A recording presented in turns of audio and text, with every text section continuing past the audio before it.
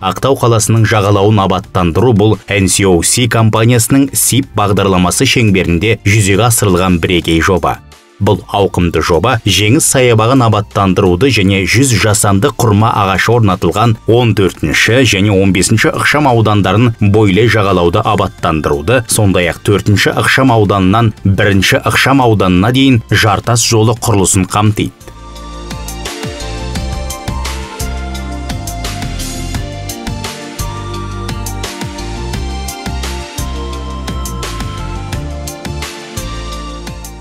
Жартас жолының Каспий теңізі жағалауындағы көркем жартастардың арасымен өтуі осы қолдан жасалған нысанның табиғи ландшафтқа барынша үйлесімді орналасуын қамтамасыз етеді.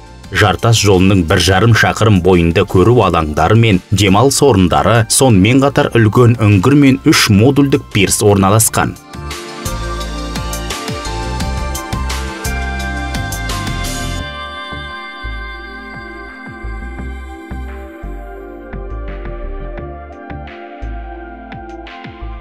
Аңыз алаңында Сүйін Айғыр, Нұртөле, Аққу, Айдахар, Асан Қайғы сияқты мифтік кейіпкерлердің мүсіндерін көруге болады. Үлкен жартастардың бойындағы жаяу жолдар осы жердің климаттық жағдайлары үшін арнайы таңдалған ағаш материалдардан жасалған.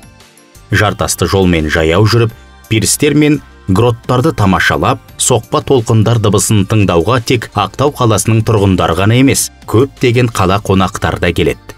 NCOC компаниясы салған әйгілі жағалау Маңғыстау облысына туристерді тартатын және сол арқылы аймақтың дамуына өз үлесін қосатын таңғажайып көрікті орындардың біріне айналды.